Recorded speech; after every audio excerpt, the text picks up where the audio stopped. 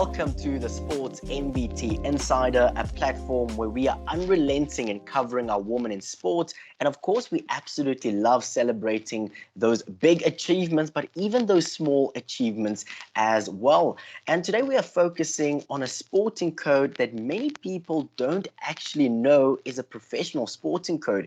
Many of us play this for fun, and sometimes we forget that this is actually a professional sport. We're talking about the sport of squash, and today we are joined by an absolutely phenomenal squash player. Her name is Lizelle Muller. Lizelle, how are you doing today? I'm good, thanks. How are you? I'm doing very, very well. Thank you so much for joining us on the Sports MBT Insider. And I'm certain that myself and our listeners will absolutely love this conversation because this sporting code is one that we don't often talk about as well. But I would like for us to start the conversation here. How did the squash bug actually bite you? So mom and dad play squash, and since we were actually born, days that I can't remember, went with when they had their league games and social games. So we actually we had a little blanket and our little pillow and go with them and sleep in the little ditch that was in front of the court. You're the court. And ever since like I was 6 years old, I had teeny tiny little racket of my own. I just started hitting the ball, and grade 1, I played my first EP, made EP colors. And then ever since that, I just carried on, and here I am now. Oh, absolutely beautiful. Let's talk a little bit about the day ins and day out of a squash player. What exactly do you get up to? And what does a regular routine look like for you? Well, I think my routine is completely different to other professionals because I am a mom. I have 4 little ones. I work as well. So for me, it's just like some mornings, I pick my mornings, like say Monday, Wednesday, Friday, or Tuesday and Thursday, and I'll do an early morning, like a 5 o'clock session. And then when all the kids are sleeping, and then I'll do my squash training actually on court when hubby comes home and he can watch the kids for me a bit. And then every other day, I'll maybe do like an afternoon session and an evening session, depending on how the kids are and how late they're at school, or if hubby can help me. So it's quite a busy schedule. It's been for the last couple of years. That's me. Absolutely fantastic. Now, the one special thing about you that I would love to emphasize and to highlight is that usually we see athletes in their early 20s turn pro. Now, you turned pro in your mid-30s. How special was this achievement for you since you started playing squash since you were literally 5 or 6 years old? It's always been a dream to play professionally, like just a little bit of a higher level than normal, your EP colors and stuff like that.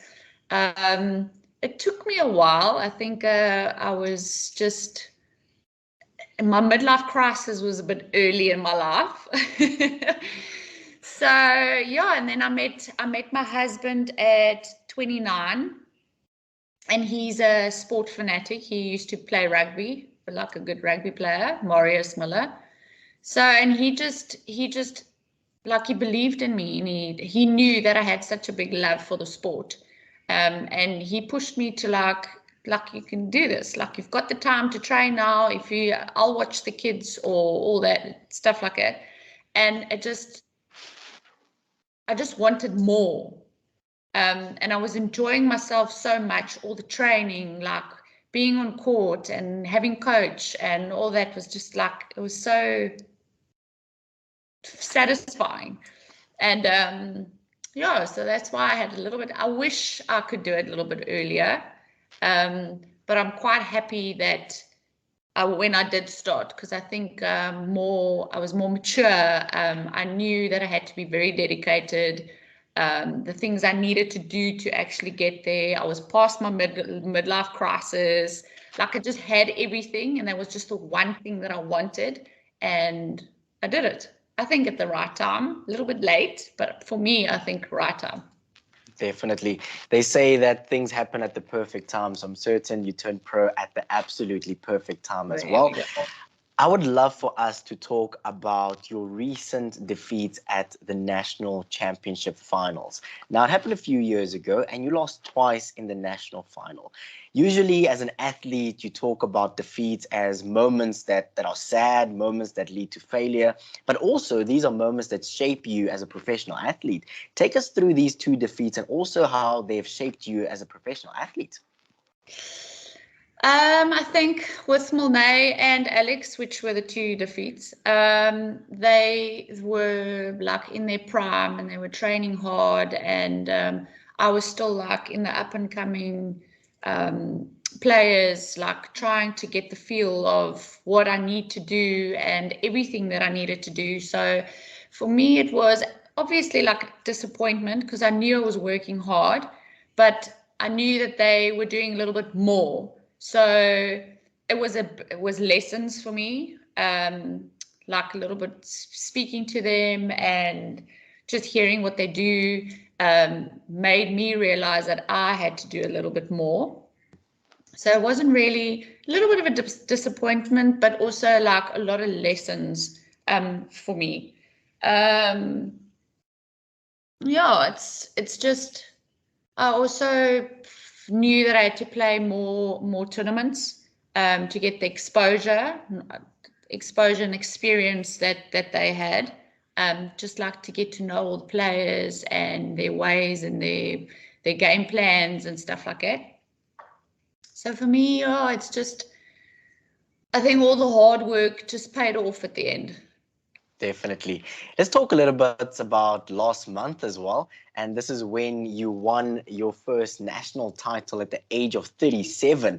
And of course, we now spoke about the bad moments, of course, losing twice in the national final. And then tell us about the moment when everything just works together and then you are the person who lifts the trophy at the end of the day.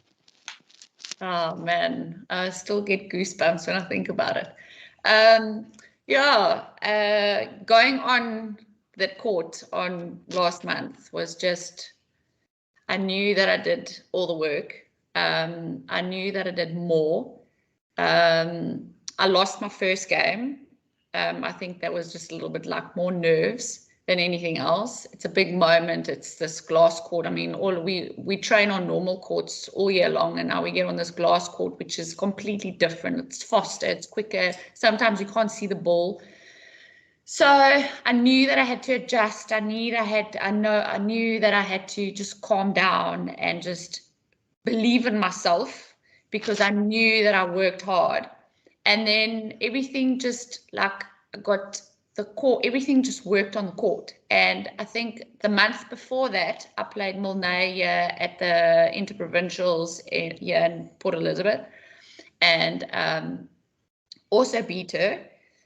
So I just went on and my game plan, and I was just calm for the first time ever. I just felt so relieved and so excited because I knew that this is kind of like my last year, I think. I am 37 now and the youngsters are coming through.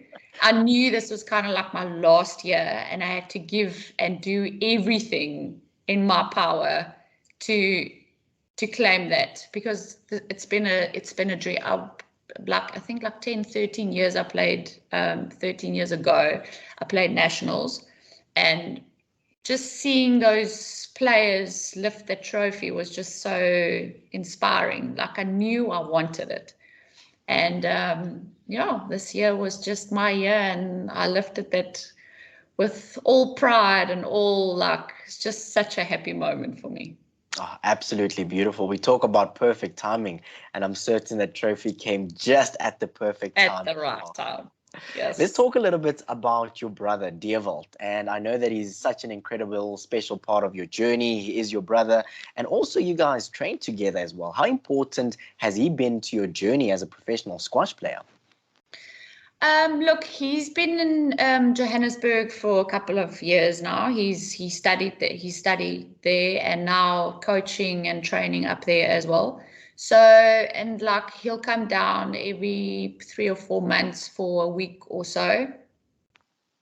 So yeah, when we had the chance, we'll train together, and there's some like routines and stuff that he'll show me, and we'll talk about the sport a little bit, like what he's been doing, what I've been doing, and try just like positive things to each other and just build each other up. So it's not really been, we haven't been really been training together much, but when we had the chance, we would train.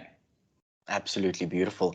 Let's talk a little bit about your career. Of course, you talk about it's towards the latter end of your career, but also let's look at the bigger picture in terms of what does the future for South African squash look like as we look into the years to come, and especially at some of those young athletes that are coming through the ranks. Look, we've got a couple, like quite a bit of youngsters coming through. I mean, you have your Tegan Rue, and you have your Jenny Priest, and you have your 𝗀𝗙ecie𝗰𝗋, and all those girls coming through. I think if they have like the dedication and to push through and take it further, I think the sport can grow. It's been a little bit hard with the whole COVID thing that's happened the last like 2 years, but I think now with it calming down a little bit, I think it's going to get more. They'll start training more, and they're all like kind of done with their studies and stuff as well, so they can put more effort into the sport. It's quite a hard thing because it's not really a financially strong sport. So for me, you kind of you got to love the sport, not for the financial side. That's my opinion.